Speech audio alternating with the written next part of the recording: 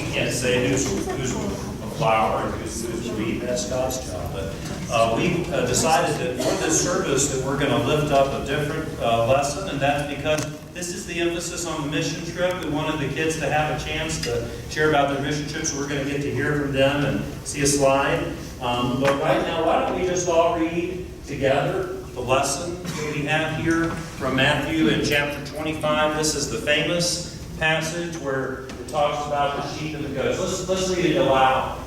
When the Son of Man comes in his glory, and all the angels with him, then he will sit on the throne of his glory.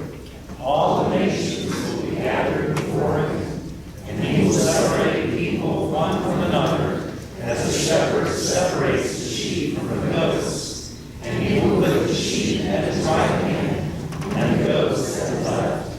Then the king will say to those at his right hand, "Come, you that are blessed by my Father, inherit the kingdom prepared for you from foundation. For I was hungry, and you gave me food. I was thirsty, and you gave me something to drink. I was a stranger, and you welcomed me. I was naked, and you gave me clothing. I was sick, and you took care of me. I was in prison, and you visited me." Then the righteous will answer him, "Lord, when was it that I saw you hungry, and gave you food, or thirsty, and gave you something to drink? And when was it that we saw you a stranger, and welcomed you, or naked, and gave you clothing? And when was it that we saw you sick, or in prison, and visited you?"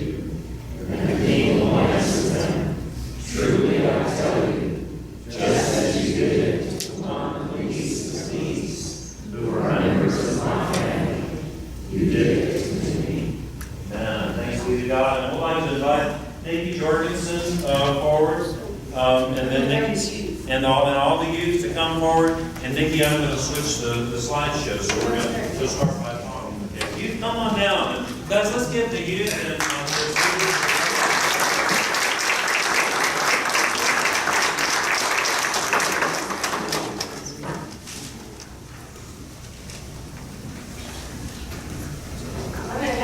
get situated, and I'll tell you guys, I'll give you guys a little, okay, so we'll have to talk loud. Okay, so the way, I'm stuck. Alright, so as they get prepared, what we're going to do, just so you guys know, is I've asked each of them to talk for no more than 2 minutes.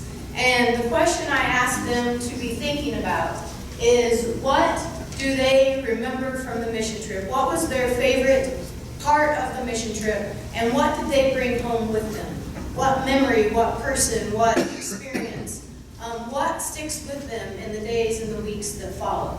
We did a lot on this mission trip. We were gone from Sunday morning to late Friday night, and we stayed busy the entire time. So you may hear some cross stories of what was important. Who, please don't make that be. He swears he's going to change it next week. That is not the mission trip presentation. And don't start it yet. Okay, so I've invited Gabe. I know. So he does not take instruction at all. So it's not just love. So what we're going to do is I'm going to invite them down. I'm going to tell you their name in case they forget to tell you their name. And we had youth that ranged this year from 12 to 18. So that's a pretty big group to take, a big age span. So thanks to the 18-year-olds for putting up with the 12-year-olds, and the 12-year-olds for putting up with the teenagers' attitudes too. It was perfect. So Gabe, I'm going to invite Gabe. Gabe is one of our 12-year-olds, and he's going to share part of his trip. Go ahead. Hello, my name is Gabe Cassidy. I'm about to be in 7th grade. Just a few weeks ago, I went on a mission trip to Albuquerque. While we were there, we did a lot of good deeds, but my favorite was the road runner. Road runner is a food bank. We sorted the good foods from the bad foods. We worked long and hard and sorted an amazing amount of food. I was really happy that everyone had fun. about the history of this farm. It made me feel more proud of the people who live in this world and how someone who did so much to help others. The trip to Mandy's farm helped me see the world in a better light. And I hope I take these things with me for the rest of my life.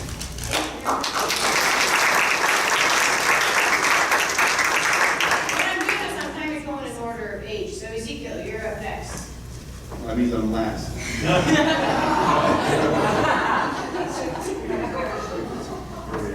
You guys can draw straws back there. We'll say. All right, go ahead. Well, we also Say your went, name. hello, I'm Ezekiel Harris, got from 7th grade. We also went to a place called the Steelbridge Soup Kitchen. And there was a lot of people, but some of them were really grouchy, and it's understandable why. They have ranging from decently bad to horrible lives. But a lot of them were insanely happy. Some of them even trying to share their extremely small food stores with us because we helped them. And there was one person that what they said really stuck in my mind. He said that he had a decent amount of shelter and what he needed for food and water. And so he did not want. And even though he didn't have the best life, in fact, he had probably one of the worst lives of the people there, he was still really happy and did really anything that people needed him to do. He was one of the more helpful people who weren't volunteering there for the other people there and stuff.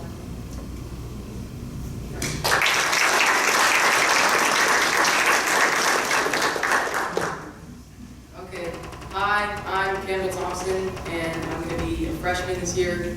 So one part of the mission trip that really impacted me was at the same place that Ezekiel was talking about.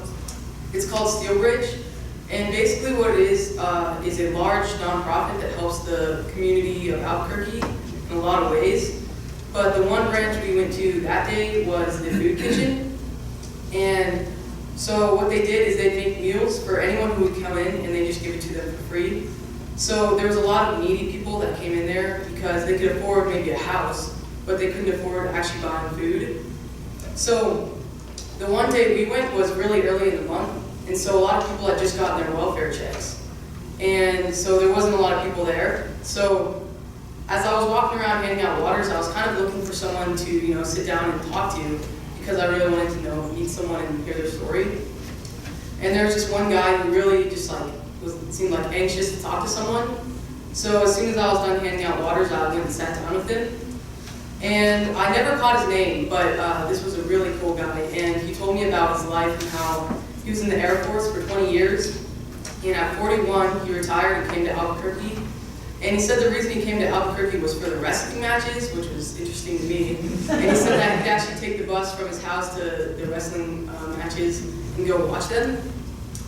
So this guy told me about how when he was in his 60s, he made a really big mistake and he went to jail for a few years. And how that kind of knocked his life down because his wife left him, and it kind of really ruined that point in his life.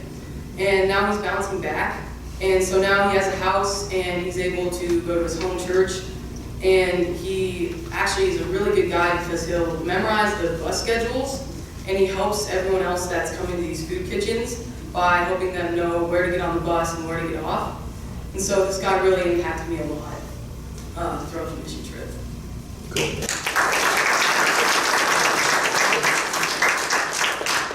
Hi, I'm Mark Medley. I'm going to be a freshman this year. And it was at Steelbridge that I was impacted. I met this guy, he was about 40. He's carried a backpack, and this was like 30 minutes into the, I guess you call it an operation. But, and a dinner. And I went and sat and talked with him. He had a small rosary and a small Bible. And I asked him where he got it, and he got it from the store with like all the money that he saved up from the street. And that just impacted me because he said he lived through the Bible by reading the Bible every day. That's just kind of impacted that homeless person would live by the Bible, read the Bible. So that just kind of impacted me.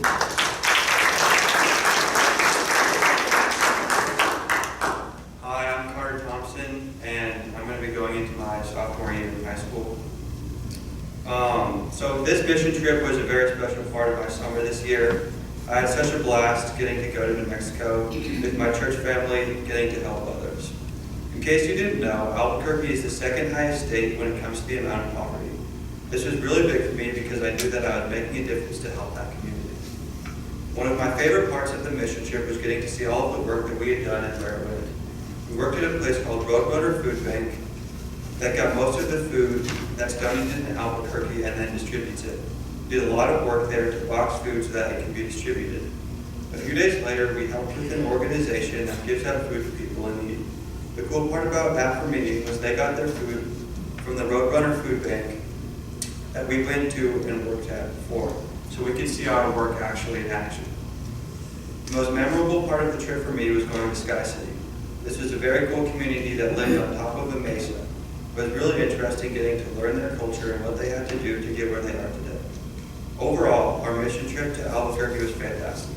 I cannot wait till next year so we can go somewhere new and help more people. Thank you.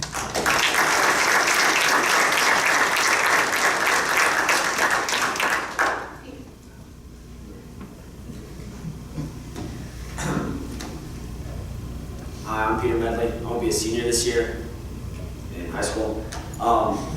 Obviously in high school. So like everyone else, I was pretty impacted when we went to the food kitchen. Where's your, I'm sorry, I was thinking about something else. And while we were there, I was handing out food and stuff and water, and I handed water to this one guy, man. I could tell there were tears in his eyes, man, and he looked up to me, man. Obviously he was homeless. Dude, it was so humbling. He looked up to me with tears in his eyes, and he thanked me. Like, he thanked me, and he called me sir and stuff.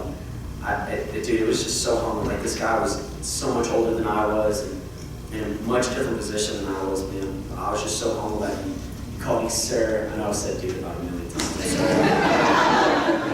Sorry. Dude, but it was really humbling. I'm sorry, I promise I'll work on that. It was just so humbling though. And as he left, I picked up his food and his tray, and he said, thank you and God bless you. And I don't know why that hit me so hard. It was so hard for me to hold back tears, but it was obviously the Holy Spirit. Just thinking about it now, I'm getting goosebumps. But it was just really humbling for him to call me sir and look up to me like that. So, yeah.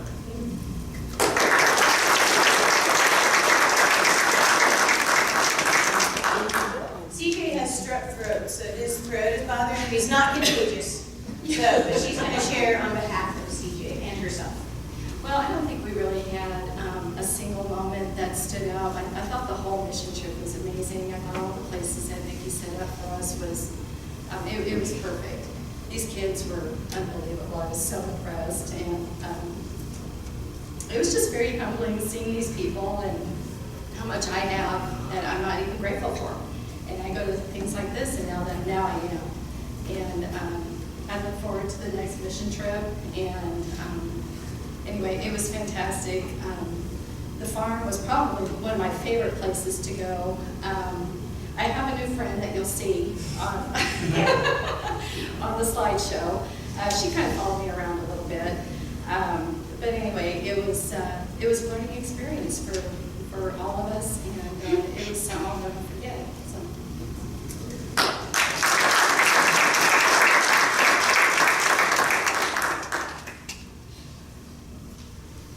There was an overall pattern to the mission trip, which we haven't really highlighted, but so the first day we worked on a farm that was, it serves primarily special needs people that come to the farm, and actually it's gotten so big, there are several hundred people who are served by Mandy's farm and some other farms around it, and even the church where we serve, where we stay, Monte Vista Christian Church in Albuquerque, hosts day programs for people who would otherwise go to Mandy's farm. So that's a very big operation. And then later on, we helped with the Roadrunner, which is all the food in the state of New Mexico that's donated to any agency basically goes to that clearinghouse and is redistributed. Because so much of New Mexico's population lives in Albuquerque, but so many of the people who are hungry live in smaller towns and villages outside of the city. So that's what's going on. And then, as you heard the kids talk about, we also served at a church that distributes food. They said that there was one grocery to serve about 75,000 people in that part of the valley, and the grocery may close because it's not making a profit.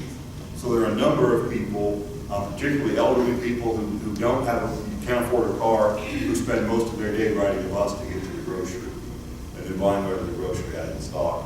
There's a good chance that some of the produce we handled on Wednesday, we distributed the same produce. It looked like the same to me.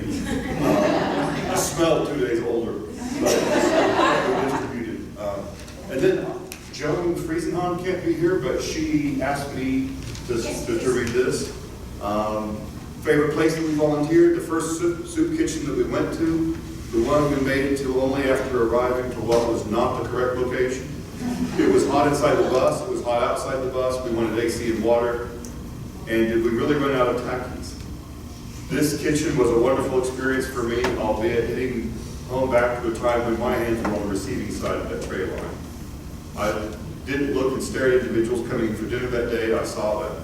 I wanted to listen to whatever problem they ran up against that day with compassion and patience. Favorite memory of a person is Darlene Correa. God bless this woman and her family. The rock formations we were stranded by where one of our tires failed were beautiful, but those popsicles were the best I've ever had. Darlene saved our spirits from giving up on persevering through the situation and the unrelenting summer heat. God bless the man who came out and changed the tire on his day off. It was the 4th of July. With his wife in the truck on their way to a family holiday gathering. But they stuck it out with us in the heat. I found myself in quite the spiritually interconnected setting.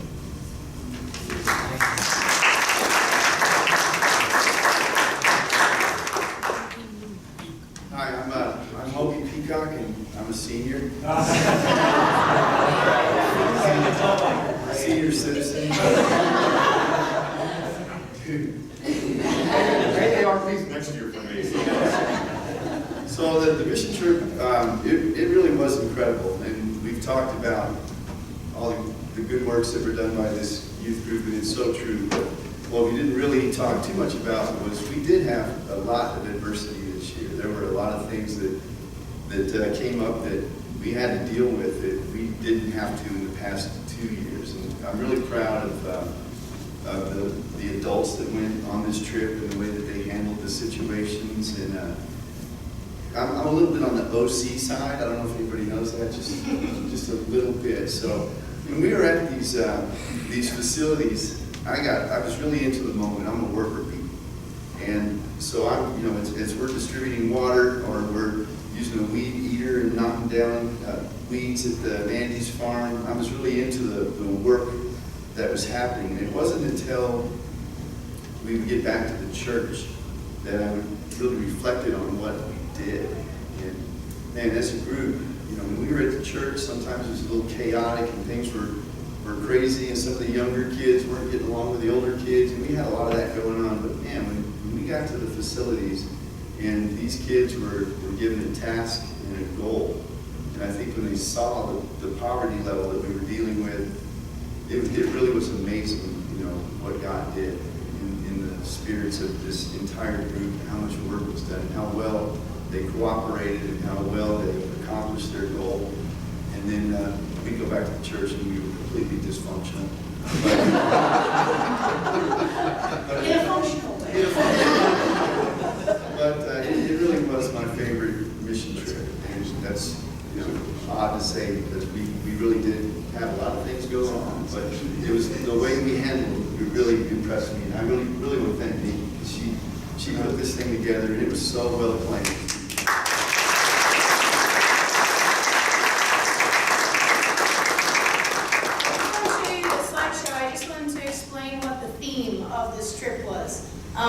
And that was feeding. So as he said, we started out at a farm so they could see how the food grew, where it comes from. And then we went and we worked at a soup kitchen so we could see who's eating the food. We worked at the food bank where all the food comes in so we could see how large is this operation.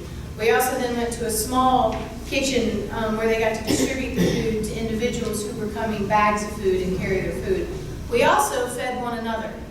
part of this trip is I put them in groups, and each night for dinner, all the kids had an opportunity to make dinner and to feed one another. So I wanted them to see that not only were we caring for the people that were in Albuquerque, but we also care for one another. And if we don't feed one another with food and with well wishes and with prayers and with love and with kindness, then our days are much harder than are necessary. So all in all, it was a success, and I want to show you there's no music to this slideshow. You can sing in your little heart. I'm going to flip through the pictures pretty quickly, so you may not catch it all, but the slideshow goes in order from the day we left here till when we came home. So it kind of goes in order of our trip. There's one activity I did not include, and that's we went to a baseball game. 6 of our 10 kids got on the field for competitions, and I couldn't put any of that on without putting their videos, and we would have been here till the end of time. So that part is not on here, but you'll see everything else. So enjoy the slideshow. If you guys want to sit down so you can see as well. Let's just give them a round of applause.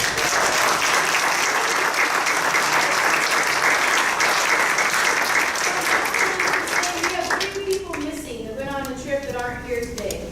Gia Cassidy is home sick. We did have a girl. It wasn't just adult sponsors. We had one teenage girl. Jonathan is on a Boy Scout Jamboree, I believe, so he is not with us. And Joan is on, and Brandon, that's right, Brandon is not here with us. We had 4. Brandon's not here with us today, and Joan, our sponsors. We had 10 youth and 5 adults. Okay, so this is when we're leaving. This is where we stayed. This is just a snippet of what life was like at the church. Where we stayed on air mattresses. This is Mandy's farm. You can see Yvonne's new friend she made up there. The alpaca. It was a big friend. These guys in the bottom are slopping manure, so that's a good time. Some more at Mandy's farm. Up in the corner, they're doing alpaca manure at that point. And then we have tree trimmers and weed pullers. And some of the sheep and goats and pigs and more of just farming. I love the alpacas, so there's a lot of them. And then this is Still Bridge, the soup kitchen that they were talking about, where we served. We did 2 days at the soup kitchen. So you can go. These are just soup kitchen photos. They wouldn't let us do the clients, of course. We went one night to the Sandia Peak Trail Parade. I didn't put all our pictures. We all took our pictures up there. So this is Sky City. Up on the top of the mesa, I took the top pictures from their website. You can see the houses on top of the mesa, and then the rest is just part of Sky City. Pictures that we took. This is coming down this trail. There's some great pictures. This is our blown tire on Dead Man's Curve. Carter can sleep anywhere. Carter Thompson is really impressive. And,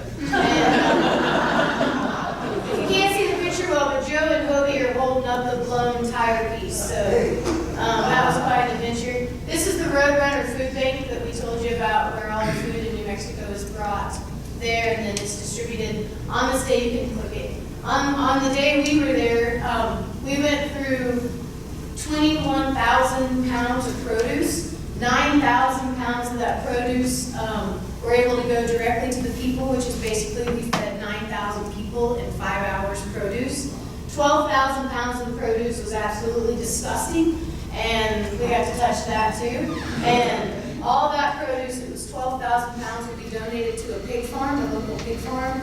Then that local pig farm, when it's time to slaughter the pigs, they bring the meat back to Roadrunner and distribute fresh meat to the people. So that 12,000 pounds of rotten fruit and vegetables actually went to provide meat for later. Then this is the weeding down the bottom. You'll see all the tumbleweeds down there. And then the second picture is once we were finished. That's about 40 minutes of work. So I'm impressed with our kids. This is the last day. This is the Rio Grande Food Bank. This is where you'll see them handing out. They carried food to the families. They bagged up the bread. That was the interaction. And like I said, New Mexico is the second impoverished state in our nation. Mississippi's right. They go back and forth with Mississippi every year. And so in this neighborhood, as Joe was saying, there's only one grocery store. So all these people come down and they get bags and they have services for legal services. They have clothes going on. They have cooking classes. So they learn how to cook food they've never heard of, like fennel and stuff I've never heard of. So that's our mission